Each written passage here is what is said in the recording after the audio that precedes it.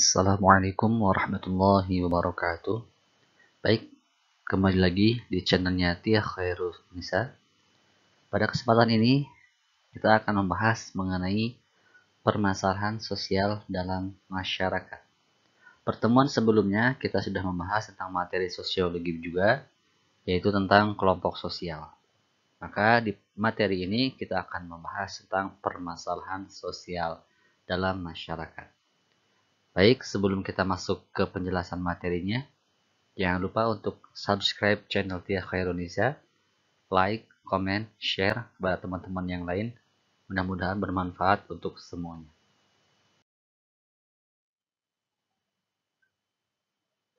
Oke, masuk ke materi.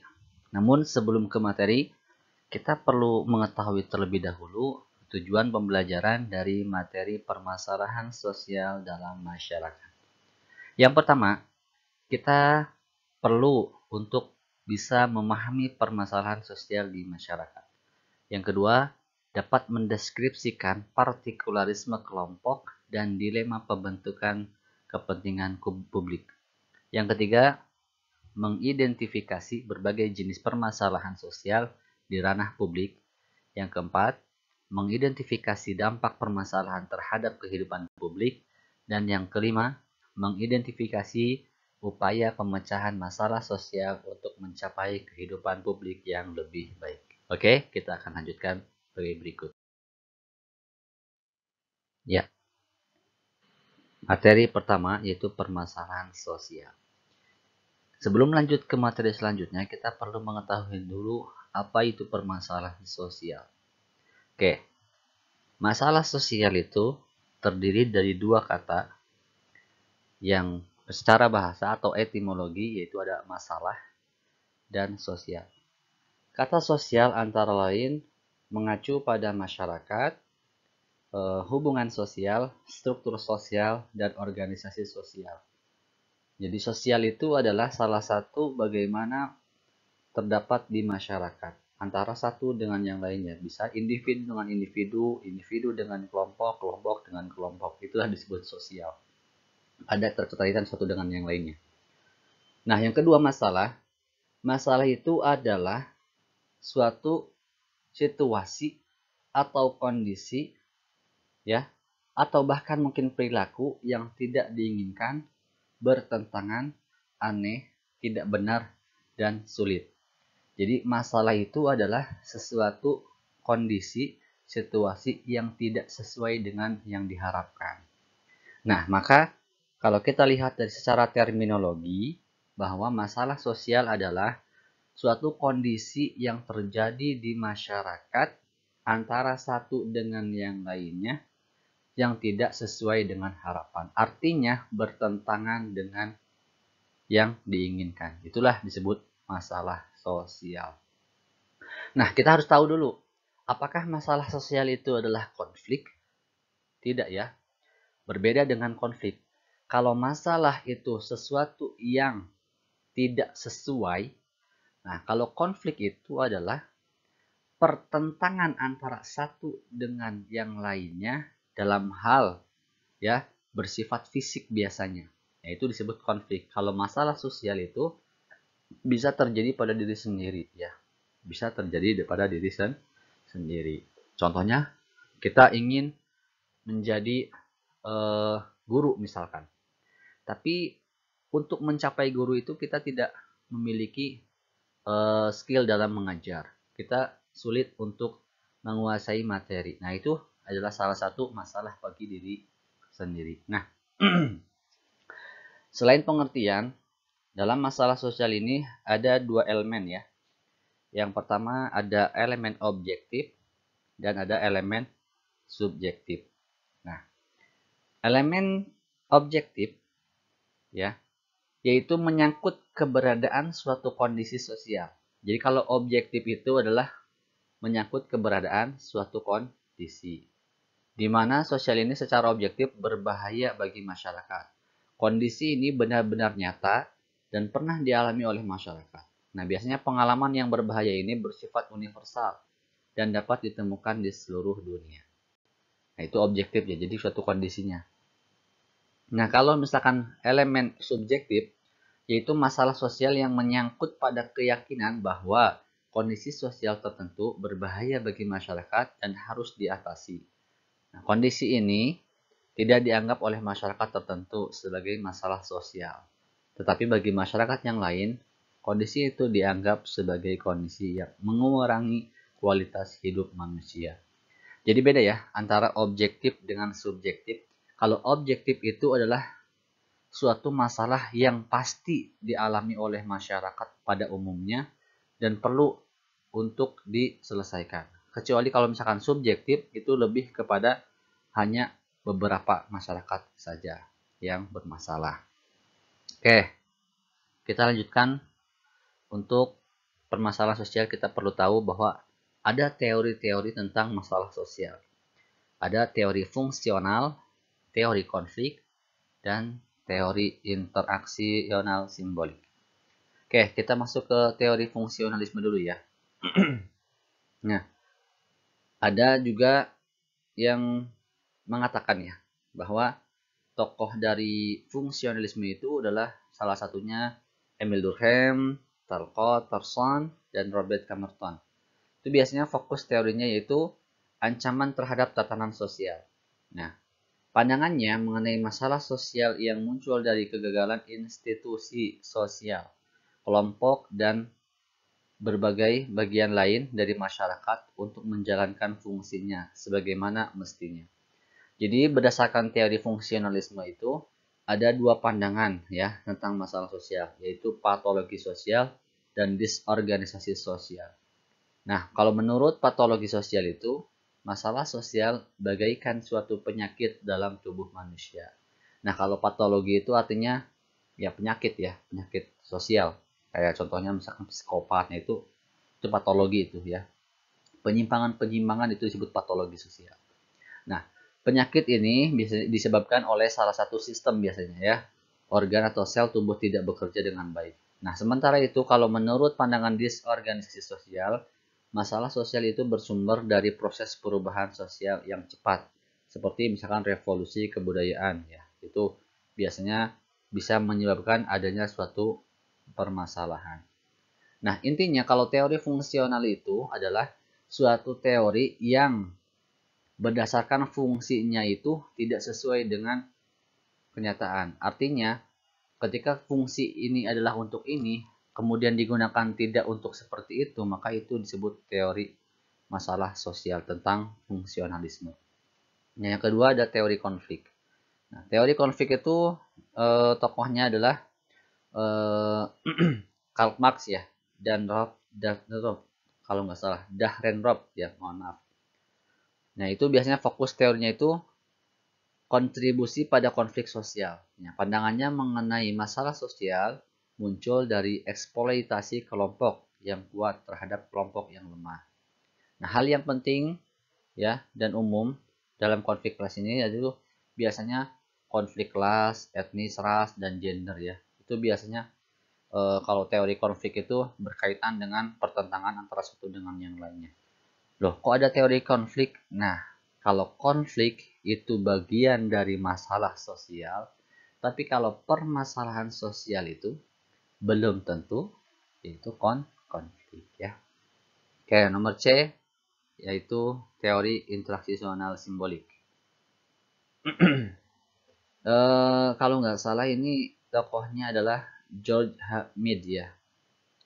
Itu biasanya fokus teorinya yaitu interaksi negatif antar individu atau pandangannya mengenai masalah-masalah sosial muncul karena pergaulan dan pelanggaran hukum ya dan pelabelan juga karakter yang buruk. Nah, itu biasanya dalam interaksi simbolik itu masalah terjadi itu karena adanya suatu interaksi yang tidak tepat ya, pergaulan yang tidak tepat. Itu disebut juga dari teori interaksional simbolik. Sehingga permasalahan itu muncul ketika seorang itu bergaul dengan yang lain yang tidak benar. Contoh misalkan siswa ini keluaran dari pesantren misalkan ya, mohon maaf nih pesantren. Kemudian karena tidak mengenal dunia luar sehingga ketika masuk di masyarakat itu banyak sekali pergaulan-pergaulan yang tidak baik.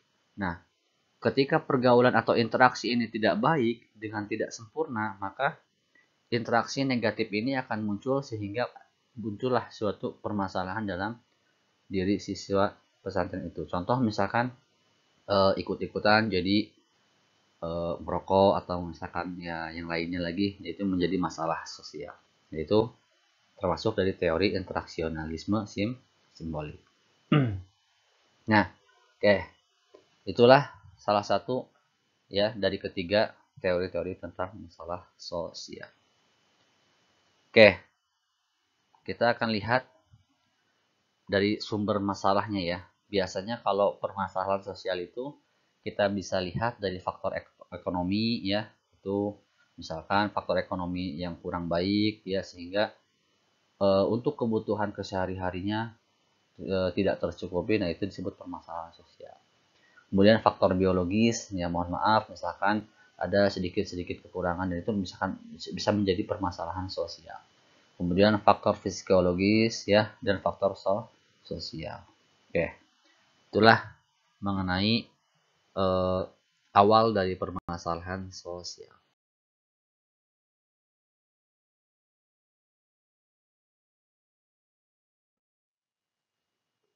Oke, kita masuk ke bagian poin B, yaitu partikularisme kelompok dan pembentukan kepentingan publik. Nah, partikularisme kelompok itu adalah salah satu bagian dari materi permasalahan sosial. Oke, yang pertama menurut Talcott Person dulu ya. Itu dia memperkenalkan perangkat variabel pola. Nah, apa itu variabel pola? Yaitu variabel pola itu adalah sejumlah dilema atau tindakan berlawanan yang harus diatasi seseorang dalam situasi sosial. Awas, variabel pola menurut Person adalah sejumlah dilema atau tindakan berlawanan yang harus diatasi seseorang dalam situasi sosial. Nah, menurutnya, dalam sebuah situasi itu seseorang menilai dan melakukan tindakan itu berdasarkan kriteria umum atau universalisme dan berdasarkan kedekatannya dengan subjek atau partikularisme. Nah, contoh misalkan sebagai berikut gini. Poin 1 ya, menurut Person ya, tentang universalisme, yaitu bagi orang yang melakukan tindakan berdasarkan kriteria umum atau universalisme itu setiap orang harus diberlakukan sama atau sesuai aturan yang berlaku. Nah, itu. Jadi menurut Person itu yang namanya setiap masyarakat itu perlu untuk diberlakukan sama sesuai aturan yang berlaku. Yang kedua, bagi orang yang melakukan tindakan berdasarkan kriteria partikularisme ya atau kepentingan pribadi atau kelompok sendiri, yaitu ya lebih penting dibandingkan aturan yang berlaku. Artinya dalam sebuah pembentukan kepentingan publik ini ya, menurut Person itu ada dua, yaitu universalisme dan partikularisme. Jadi semua orang perlu diberlakukan secara umum atau sama. Nah, ada beberapa orang yang mungkin untuk mementingkan anggotanya atau pribadi. Nah, oke. Apa sebenarnya universalisme dan partikularisme ini? Oke, kita lihat menurut KBBI ya. Menurut KBBI, mendefinisikan partikularisme itu sebagai sistem yang mengutamakan kepentingan pribadi di atas kepentingan umum. Ya, baik aliran politik, ekonomi, kebudayaan yang mementingkan daerah atau kelompok khusus. Nah, jadi partikularisme itu adalah sebuah eh, kepentingan ya mengutamakan atas nama pribadi, itu disebut partikularisme, atau mungkin mengutamakan kelompok masing-masing sendiri atau khusus ya. Nah, maka itu disebut partikularisme. Nah, kalau universalisme, kalau menurut KBBI adalah aliran yang meliputi segala-galanya ya, penerapan nilai dan norma secara umum. Nah, universalisme itu setiap masyarakat akan diberlakukan secara adil atau sama. Nah, maka kenapa partikularisme ini sebagai dari permasalahan sosial? Nah, karena itu. Jadi permasalahan sosial itu bisa dilihat dari adanya sebuah kepentingan pribadi, ya, dan juga adanya sebuah hal yang harus disamakan. Tuh disebut juga dalam masalah sosial. Nah, biasanya dalam partikularisme itu mereka orang-orang yang selalu mengutamakan keinginan sendiri, sehingga itulah akan menimbulkan sebuah masalah sosial. Nah, oke. Namun kalau menurut Sujono Sukanto, ya, tentang pembentukan kepentingan publik ini, itu ada 3, ya. Karakter publik itu bermacam-macam, diantaranya sebagai berikut, ya, menurut Sujono Sukanto tuh. Yang pertama, kelompok yang pasif, yaitu kelompok yang memiliki minat terhadap sesuatu tetapi belum menentukan pendiriannya terhadap suatu persoalan. Nah, yang kedua, kelompok vested interest, ya, yaitu kelompok yang terdiri dari kumpulan orang yang telah memiliki kedudukan tertentu dalam masyarakat dan biasanya bersikap mendukung kebijakan penguasa untuk mempertahankan statusnya. Ya, yang ketiga, kelompok newcomer, ya, yaitu kelompok terdiri dari golongan menengah yang rata-rata ingin memperjuangkan kepentingannya dan berusaha merebut kedudukan lebih tinggi di masyarakat. Artinya di sini, menurut Sujono Sukanto, bahwa pembentukan kepentingan publik itu ada 3 kelompok, ya. Yang pertama kelompok yang pasif, tadi sudah dijelaskan, artinya belum menentukan pendiriannya terhadap suatu persoalan. Jadi acuh, ya. Terkadang di masyarakat itu ketika ada masalah sosial, ya acuh gitu, ya udah terjadi kan gitu. Itu disebut kelompok yang pasif. Nah, dalam kepentingan publik juga ketika ada masalah sosial itu juga ada kelompok vested interest, di mana di situ ada orang-orang yang sudah memiliki kekuasaan sehingga mendukung kebijakan-kebijakan penguasa. Dan ini pasti ada partikularismenya, mungkin ada juga yang universalismenya. Nah, yang ketiga ada kelompok newcomer, di mana kelompok ini menurut Sujono Sukanto itu adalah kelompok yang menengah, ya, yang mungkin sederhana, yang mungkin masyarakat yang menengah, ya, yang mana ini kelompok ini memiliki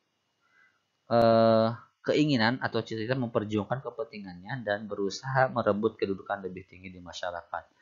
Nah, ini jadi untuk masalah sosial ini pasti ada sebuah partikularisme kelompok, di mana partikularisme kelompok itu mementingkan pribadi, ya, dalam pembentukan kepentingan publik. Padahal untuk permasalahan sosial itu perlu adanya sebuah kerjasama antara satu dengan yang lainnya untuk menyelesaikan masalah sosial di masyarakat.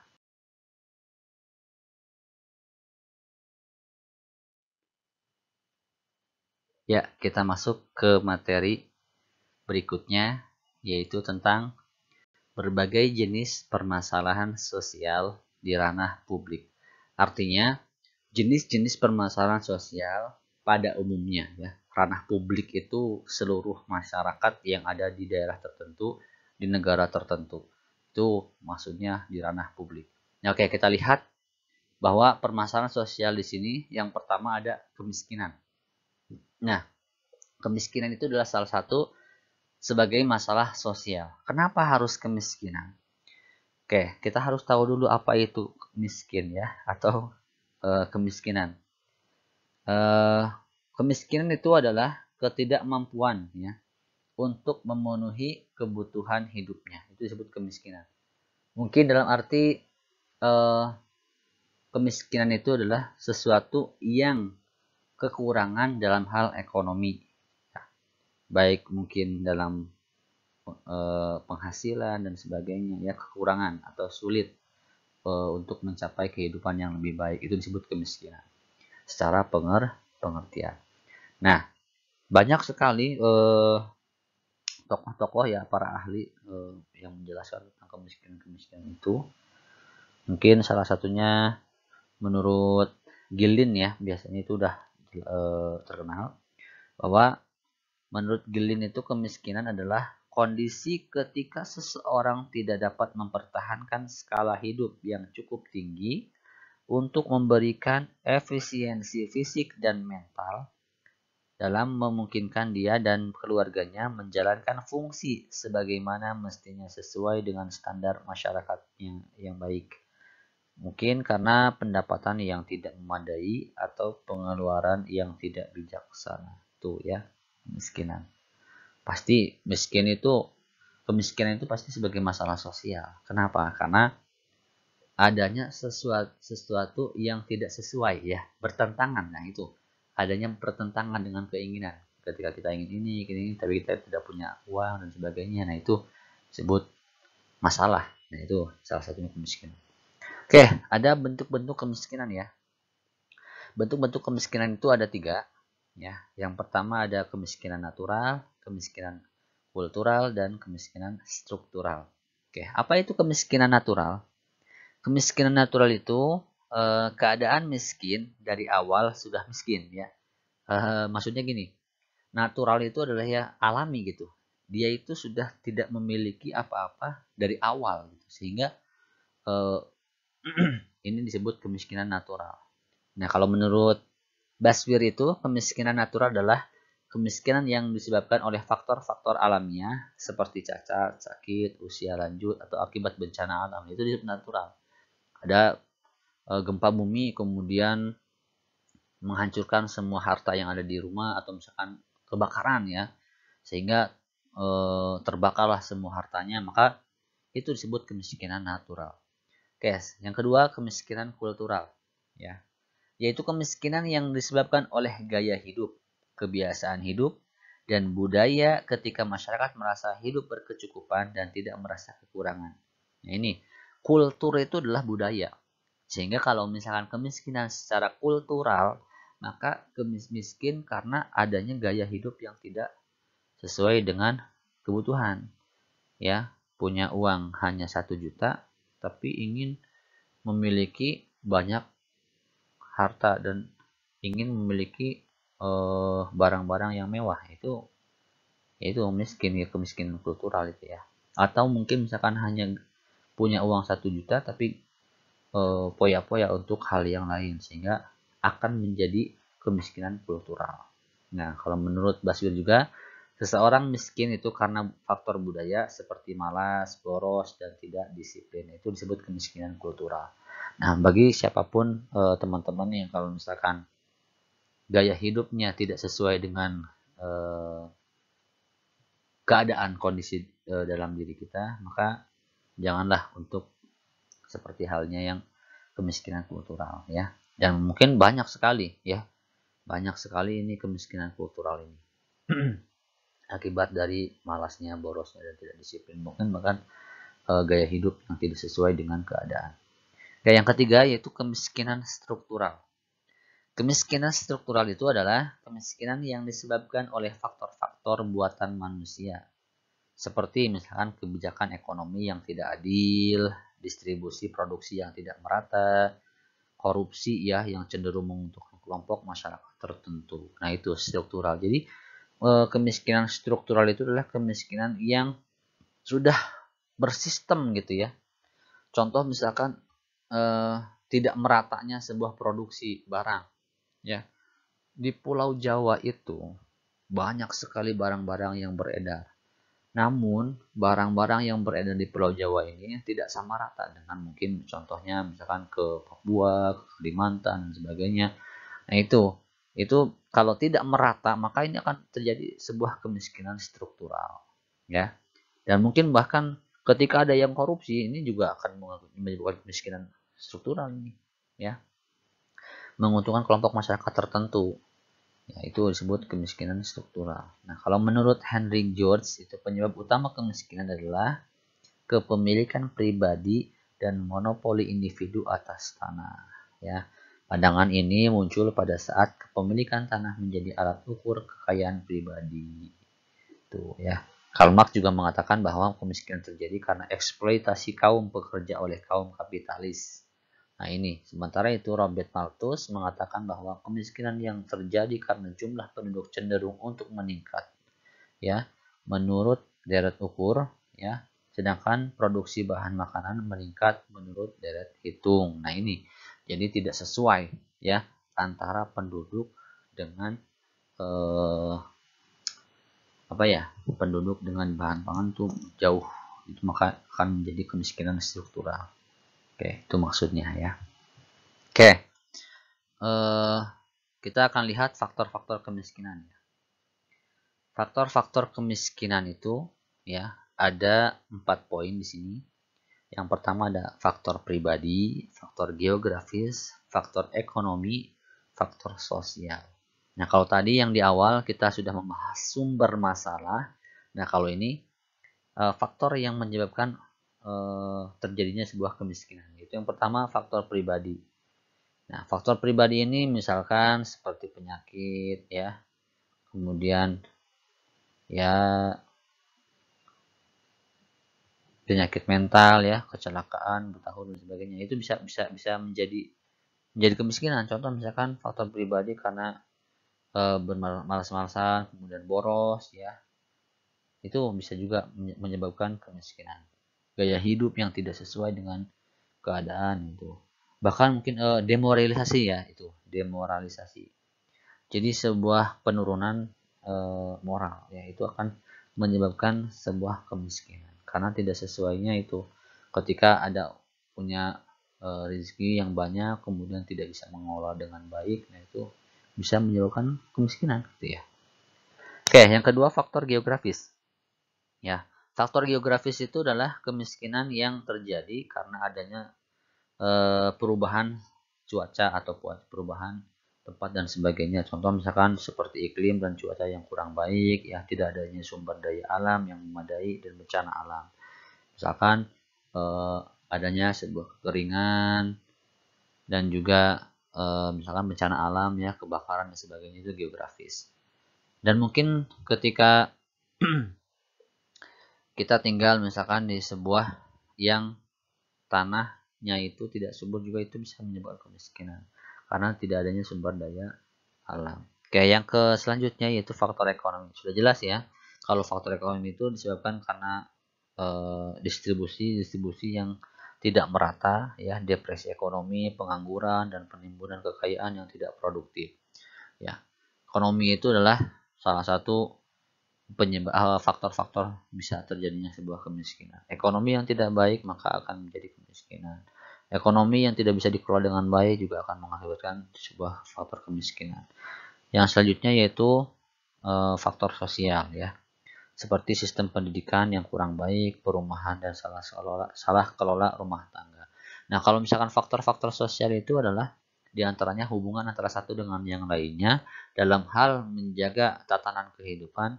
Maka ketika tidak dengan sesuai perencanaan, tidak sesuai dengan harapan, maka ini akan menjadi faktor-faktor kemiskinan, ya. Tuh, dari faktor-faktor sosial itu sendiri. Oke, itulah diantara faktor-faktor berbagai jenis dari permasalahan. Yang pertama itu dari kemiskinan, ya. Nah, bagaimana dalam mengatasi masalah-masalah kemiskinan ini, ya? Sebenarnya kalau masalah kemiskinan itu bisa dari faktor internal dan juga bisa juga dengan faktor eksternal. Artinya ada usaha, ya, ada usaha dari diri sendiri untuk bisa mengelola keuangan, untuk bisa berusaha dalam mencari nafkah dan sebagainya, itu dari faktor internal. Maka ketika kita ada usaha, itu pasti akan ada jalan. Dan itu pasti. Pasti. Kenapa? Karena usaha itu akan menghasilkan sebuah hasil yang sesuai dengan harapan. Itu, ya. Yang eksternalnya, contoh misalkan dari kebijakan-kebijakan pemerintah, ya, mengadakan sebuah infrastruktur yang untuk pembangunan produksi sehingga mengundang sebuah masyarakat untuk ikut dalam karyawan dan sebagainya, kerja, ya, meningkatkan kinerja dan sebagainya. Nah, itu akan bisa mengatasi sebuah kemiskinan dan masih banyak lagi untuk mengatasi kemiskinan ini, ya. Masih banyak, bukan hanya kebijakan pemerintah saja, bahkan mungkin antara satu dengan yang lainnya bisa saling membantu dan sebagainya, ya. Sedekah jariah itu juga bisa membantu, ya. dalam hal kemiskinan ini. Oke, yang kedua, jenis permasalahan sosial yang kedua itu adalah kriminalitas ya. Oke, kita akan lanjut ke materi kriminalitas sosial. Nah, apa itu kriminalitas sosial? Kriminalitas itu adalah salah satu bentuk penyimpangan ya, khususnya perilaku yang melanggar hukum pidana tertentu. Namun tidak semua penyimpangan adalah kejahatan ya. Penyimpangan menjadi jahat atau menjadi kejahatan itu ketika lembaga masyarakat menunjuk penyimpangan itu sebagai perilaku yang melanggar hukum atau undang-undang. Nah, beda ya antara kriminalitas dan apa namanya? Satu dengan yang lainnya itu ya, saling bertengkar itu beda. Kalau kriminalitas itu adalah sebuah pelanggaran ya, seseorang terhadap sebuah hukum, itu kriminal. Ya, bahkan mungkin kriminalitas itu ya tadi ya bentuk penyimpangan seseorang ya. Oke. Bentuk kriminalitas itu ada pembunuhan, ada perampokan, pemerkosaan, mencuri itu juga sebuah kriminalitas ya. Melanggar hukum ya. Pembunuhan melanggar hukum, perampokan melanggar hukum, pemerkosaan juga melanggar hukum, mencuri juga melanggar hukum. Bahkan mungkin di sini ada kerah putih ya. Apa sih kerah putih itu ya? Kejahatan-kejahatan yang dilakukan oleh orang-orang berkerah ya, memiliki jas atau misalnya yang punya jabatan tinggi itu, contohnya misalkan korupsi itu disebut kriminal juga ya, bersama. Atau misalkan memonopoli sebuah daerah sehingga menjadikan daerah itu menjadi apa, itu disebut kejahatan atau apa, kriminalitas kerah putih. Nah, faktor-faktor kriminalitas itu terjadinya perubahan pemerintah yang lemah juga sama, itu bisa ya ketika adanya sebuah kelemahan dalam penegasan sebuah hukum, maka itu juga bisa disebut faktor dari kriminalitas ya. Korupsi ya, kemudian masalah kependudukan juga itu bisa disebut kriminalitas. Nah, ini kriminalitas ini terjadi karena mungkin adanya sebuah situasi kondisi dalam masalah masyarakat itu sendiri ya. Ketika masyarakat itu kurang baik dalam pembinaan ya, maka itu akan menjadi kriminalitas juga ya. Nah, teori awal munculnya kriminalitas itu ada dua ya. Ada teori asosiasi diferensial dan teori ketegangan. Nah, apa itu teori asosiasi diferensial ya? Nah, kriminalitas itu sebagai hasil dari sosialisasi nilai-nilai dari satu kelompok yang berbenturan dengan nilai-nilai kelompok yang lebih kuat dalam masyarakat. Nah, itu kalau teori asosiasi diferensial itu adalah sebuah kriminalitas di mana sosialisasinya itu nilai-nilainya dari kelompok yang berbenturan itu dengan nilai-nilai kelompok yang lebih kuat, sehingga disebut teori asosiasi diferensial. Yang kedua, teori ketegangan ya. Dari Merton nih ya, mengatakan penyimpangan terjadi ketika terdapat ketidaksesuaian antara tujuan yang dianggap baik oleh masyarakat dan cara untuk memperolehnya. Misalkan gini, seseorang yang ingin menjadi kaya, tetapi usaha yang dilakukan adalah dengan mencuri atau merampok. Itu adalah sebuah teori ketegangan. Nah, dalam kriminalitas ini ada dua cara untuk penanggulangan kriminalitas. Yang pertama ada cara preventif dan kedua ada cara represif.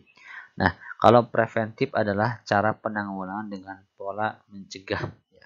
Preventif sebelum ya, sebelum. Nah, kalau cara represif adalah cara penanggulangan dengan pola yang keras atau gini. Jadi dengan cara paksaan represif itu ya, represif. Atau misalnya setelah. Nah, itu kalau yang tadi preventif itu mencegah sebelum, kalau represif itu bisa disebut dengan memaksa agar orang itu berhenti melakukan kriminalitas. Artinya setelah melakukan kriminalitas itu dengan represif. Kita lanjut ya dalam jenis-jenis materi ya permasalahan sosial. Nah, jenis-jenis permasalahan sosial itu yang ketiga ada kesenjangan sosial ekonomi ya sebagai masalah sosial. Nah, kesenjangan ekonomi itu selalu menjadi salah satu isu utama ya dari setiap sistem sosial. Sejak dulu itu, para filsuf telah memperdebatkan etika koeksistensi kekayaan besar dan kemiskinan. Sementara analisis politik telah menekankan hubungan antara kemakmuran ekonomi dan pengaruh politik. Kesenjangan sosial ini dapat muncul acak secara alami maupun ditentukan oleh manusia ya. Nah, kesenjangan itu apa? Kesenjangan itu ya. Kesenjangan itu adalah perbedaan antara satu dengan yang lainnya yang sangat jauh ya. Contoh misalkan yang kaya makin kaya, yang miskin semakin miskin. Jadi adanya sebuah kesenjangan ya, adanya sebuah perbedaan kelas ya, adanya ketimpangan antara satu dengan yang lainnya. Ya, itu maksudnya dari kesenjangan sosial. Nah, ini masalah ini ya. Ketika yang satu kaya, yang ini miskin sekali tidak punya, itu kesenjangan. Akan adanya sebuah perbedaan yang sangat ketimpangan yang sangat signifikan ya. Itu. Nah, itu dari pengertian kesenjangan. Nah, bentuk kesenjangan ini ada dua ya. Yang pertama ada kesenjangan klasik dan ada kesenjangan kompleksitas. Nah, kesenjangan klasik itu ya mencakup perbedaan kelas ya. Perbedaan kelas, status ya, kekayaan ya. Kemudian prestis yang dimediasi oleh gender, pendapatan dan pendidikan. Nah, ini klasik. Ya mungkin ini hampir sama dengan stratifikasi. Nanti kita akan bahas materi stratifikasi yang mudah-mudahan ada waktunya, kesempatannya bisa menjelaskan tentang stratifikasi sosial. Nah, atau status ya, status dan stratifikasi sosial. Nah, ini kalau yang namanya stratifikasi itu adalah kelas-kelas sosial ya. Bisa dilihat dari pendapatan, bisa dilihat dari pendidikan, perbedaan kelas, status dan sebagainya. Itu ya, kesenjangan itu pasti berkaitan dengan stratifikasi sosial ya. Nah, ini yang kedua yaitu kesenjangan kompleksitas ya. Kompleksitas itu adalah kesenjangan baru ya, mengikuti kesadaran yang lebih besar ya, antar misalkan global ya, meningkat dan adanya berbagai rentang pilihan yang lebih besar seperti misalkan pola konsumsi, gaya hidup dan dinamika identitas. Nah, ini disebut kompleksitas, yaitu berbagai macam yang sifatnya global ya. Itu bukan hanya berdasarkan perbedaan kelas, status, kekayaan saja, tapi bahkan rentang pilihan yang lebih besar, yaitu seperti pola konsumsi, gaya hidup dan sebagainya, itu disebut bisa juga dalam kesenjangan. Contoh misalkan mentang-mentang ini udah tinggi ekonominya, politik dan sebagainya, kemudian menggunakan kendaraan-kendaraan yang lebih mewah lagi dan sebagainya, konsumsi yang mungkin lebih mewah lagi ya, itu kompleksitas, lebih banyak lagi ini kesenjangannya.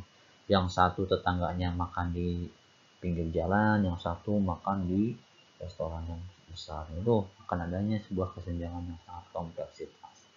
Nah, karakteristik kesenjangan ini bisa dilihat dari usia, jenis kelamin maksudnya ya, kelas, juga etnitas ya, budaya dan sebagainya. Kenapa? Karena kesenjangan sosial ini mengacu pada cara pengkategorian ya, pengkategorian orang berdasarkan karakteristik ya. Ya, seperti usia tadi ya, jenis kelamin, kelas dan berkaitan dengan akses ke berbagai layanan dan produk sosial. Misalkan seperti tenaga kerja, sumber pendapatan, pasar perumahan, pendidikan dan sistem kesehatan ya. Pasti itu akan mempengaruhi soalnya ya. Kenapa? Karena ketika seseorang, oh iya ini orang kaya, pasti akan dilayani dengan baik dari kesehatan atau bahkan mungkin dari hal yang lain, misalkan di pasar, di pendidikan akan dilakukan lebih beda daripada yang mungkin, mohon maaf, yang sangat bawah misalnya ya, akan berbeda. Nah, ini akan mempengaruhi dengan karakteristik ini. Oke, nomor selanjutnya ya, tentang faktor-faktor kesenjangannya. Nah, faktor-faktor yang menyebabkan kesenjangan ekonomi itu antara lain sebagai berikut ya. Yang pertama, menurunnya pendapatan per kapita sebagai akibat pertumbuhan penduduk yang relatif tinggi, ya, tanpa diimbangi peningkatan produktivitas. Nah ini, kalau misalkan menurunnya pendapatan per kapita sebagai akibat pertumbuhan penduduk yang relatif tinggi, maka ini akan mengakibatkan kesenjangan yang sangat luar biasa, ya. Yang kedua itu tidak meratanya pembangunan antar daerah, ya. Tuh, tidak meratanya pembangunan, ya. Sehingga akibatnya itu adalah kurangnya SDM, ya. Sehingga kalau misalkan di sini di Pulau Jawa pendidikannya bagus, banyak, kualitasnya bagus-bagus, kemudian di pulau-pulau yang lain kurang, maka ini akan menyebabkan kesenjangan, ya. Kesenjangan tidak meratanya perkembangan. Kenapa? Karena tidak merata itu sudah jelas kesenjangan. Adanya sebuah ketimpangan antara satu dengan yang lainnya. Yang selanjutnya yaitu rendahnya mobilitas sosial. Nah, apa itu mobilitas sosial, ya? Mobilitas sosial itu adalah sebuah perpindahan, ya, sebuah pergerakan satu dengan yang lainnya, ya, baik itu dalam diri sendiri ataupun orang lain. Nah, ini ketika adanya rendah mobilitas sosial, maka juga akan terjadi kesenjangan sosial. Nah, biasanya sikap mental yang kurang itu bisa menyukai persaingan kewirausahaan. Nah, itu ya mobilitas. Mudah-mudahan kita bisa menjelaskan mobilitas sosial atau ada materi khusus tentang mobilitas sosial. Insya Allah kalau misalkan nanti ada waktu lagi kita akan bahas tentang mobilitas sosial. Nah, ini adalah salah satu kesenjangan sosial. Oke, itulah salah satu dari yang ketiga tentang jenis-jenis masalah sosial. Nah, yang terakhir yaitu ada ketidakadilan. Nah, ketidakadilan itu juga termasuk sebagai masalah sosial. Apa sih ketidakadilan? Udah jelas, ya. Merupakan tindakan yang sewenang-wenang, ya. Ketidakadilan pada umumnya menyangkut masalah pembagian sesuatu terhadap hak seseorang atau kelompok yang dilakukan secara tidak proporsional. Itu, ya, tidak adil antara satu dengan yang lainnya. Itu disebut masalah sosial. Nah, ketidakadilan ini ada beberapa bentuk, ya, diantaranya yang pertama ada stereotip, yang kedua marginalisasi, yang ketiga subordinasi, yang keempat dominasi. Oke, kita masuk ke stereotip. Apa itu stereotip? Stereotip adalah pemberian sifat tertentu secara subjektif terhadap seseorang, ya, berdasarkan kategori kelompoknya. Stereotip itu menunjukkan perbedaan kategori kami dan mereka. Kami dikaitkan dengan kelompok superior, sedangkan mereka dikaitkan dengan kelompok inferior. Artinya, kalau stereotip itu adalah salah satu pelabelan, ya, bahwa pengecapan, ya, mohon maaf, ya, pelabelan juga bisa, ya, pengecapan, bahwa ini saya adalah orang yang seperti ini, seperti ini, seperti ini, dibandingkan mereka. Nah, itu, ya, pengecapan. Padahal belum tentu diri sendiri lebih baik daripada orang lain. Itu tidak adil, ya. Yang kedua, marginalisasi. Nah, ini, ya, margin. Mungkin kita sudah sering sekali mendengar, ya, tentang marginal ini, ya. Pinggir atau margin itu pinggir artinya, ya. Kalau marginalisasi adalah proses penginggiran kelompok-kelompok tertentu dengan lembaga sosial utama, misalkan seperti struktur ekonomi, pendidikan, dan lembaga sosial lainnya. Nah, kalau misalkan sudah ada marginalisasi, maka itu akan sebagai masalah sosial. Ini mah dari ini orang ini jadi terpinggirkan, itu disebut ketidakadilan, ya. Proses penginggiran kelompok-kelompok tertentu, ya, itu sebuah ketidakadilan, bentuk dari ketidakadilan itu marginalisasi. Makanya marginal itu, ya, banyak orang-orang yang dikesampingkan, gitu, ya. Itu disebut marginalisasi, tidak adil. Seharusnya kalau misalkan ingin bersama-sama itu harus saling merangkul satu dengan yang lainnya. Oke, yang selanjutnya, yang ketiga yaitu ada subordinasi, ya. Apa itu subordinasi?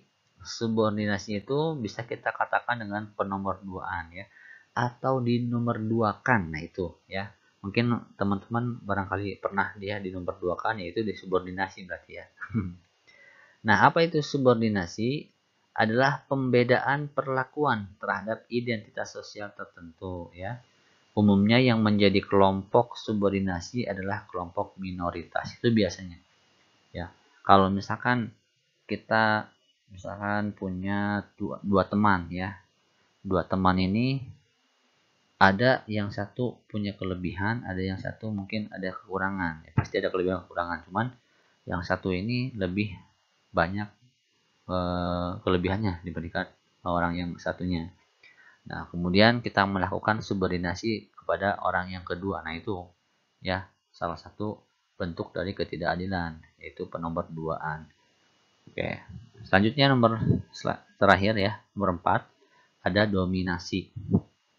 Dominasi adalah hubungan sosial di mana beberapa orang atau kelompok lain memegang kekuasaan yang tinggi atas mereka atau yang minoritas ya.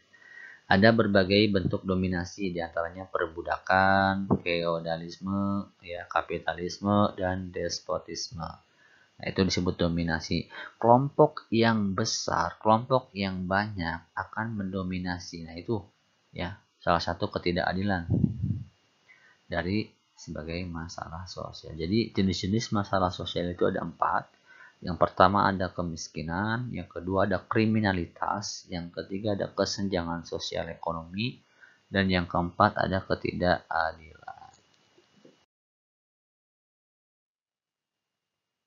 Ya, kita masuk ke materi keempat atau D ya. Dampak permasalahan sosial terhadap kehidupan publik. Nah, yang pertama dampaknya itu ya dari ketidakadilan ya. Nah, ketidakadilan itu sebagai masalah sosial. Kenapa? Karena mengandung unsur kesewenang-wenangan. Nah, dampak ketidakadilan akan memunculkan sebuah kesenjangan sosial ekonomi pada masyarakat. Nah, bersambung dengan kesenjangan sosial ekonomi juga akan meningkatkan angka kemiskinan. Termasuk kemiskinan juga kemiskinan yang terus terjadi dapat menyebabkan juga banyaknya kriminalisasi. Kemudian dari dampak-dampak dari kemiskinan ini ya, yaitu kriminalitas sebagai salah satu dampak penyimpangan yang mengakibatkan rusaknya tatanan kehidupan. Artinya dari jenis-jenis masalah yang tadi itu antara satu dengan yang lainnya itu saling berkaitan ya, dimana dampaknya itu akan sangat luar biasa masalah sosial ini.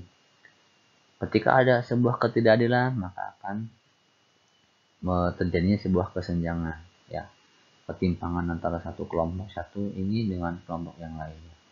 Nah, ketimpangan-ketimpangan yang terjadi ya antara sosial ekonomi akan meningkatkan sebuah kemiskinan. Nah, kemiskinan yang terus terjadi dapat menyebabkan banyaknya kriminalisasi.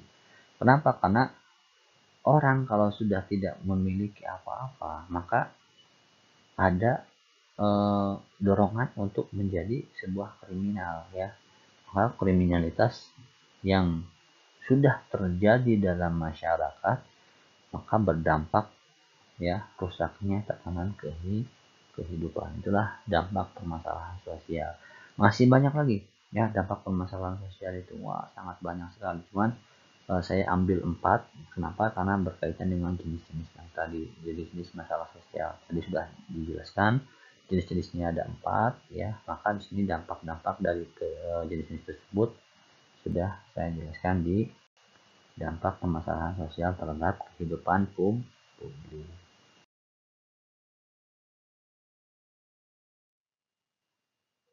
Ya, kita akan lanjutkan materi terakhir ya tentang pemecahan masalah sosial. Nah, sudah jelas ya pemecahan masalah sosial itu bisa dengan metode preventif ya, dan bisa juga dengan metode represif. Nah, selain itu pemecahan masalah sosial juga perlu adanya kebijakan pemerintah ya. Kebijakan pemerintah ini itu harus yang bermanfaat ya bagi kehidupan publik. Dibuatlah sebuah kebijakan publik itu adalah kebijakan yang dibuat oleh administrator negara atau publik. Nah, Kalau menurut Laswell dan Kaplan itu, kebijakan publik adalah suatu program pencapaian tujuan, nilai-nilai dalam praktik-praktik tertentu. Nah, itu menurut Laswell. Artinya, ketika kebijakan pemerintah sudah mencetuskan untuk menyelesaikan masalah, maka ini adalah salah satu cara bagaimana pemecahan masalah sosial itu terjadi di sebuah masyarakat, ya. Yang ketiga, ya, karena pemecahan masalah sosial itu perlu adanya sebuah ketegasan, ya, diantaranya adanya hukum, ya, atau undang-undang atau aturan-aturan yang perlu ditegaskan untuk masyarakat ikuti. Contoh misalkan pelanggaran bagi orang yang melakukan perampokan, bagi orang eh, melakukan penipuan, ya, pencucian uang, koruptor dan sebagainya. Itu sebuah ketegasan untuk pemecahan masalah sosial.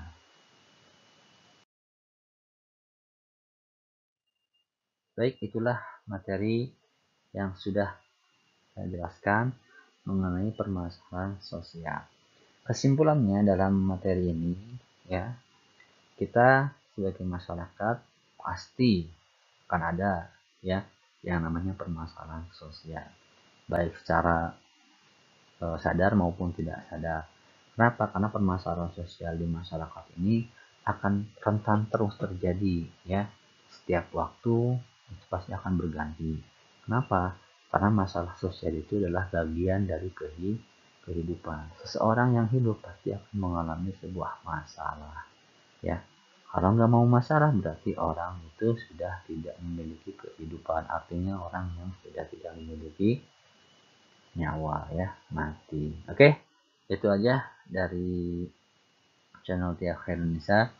Mohon maaf dari penjelasan materi ini kurang memuaskan. Mudah-mudahan apa yang saya sampaikan bermanfaat untuk semuanya. Jangan lupa, ya, thanks for watching. Don't forget to like, comment, subscribe, and share, ya.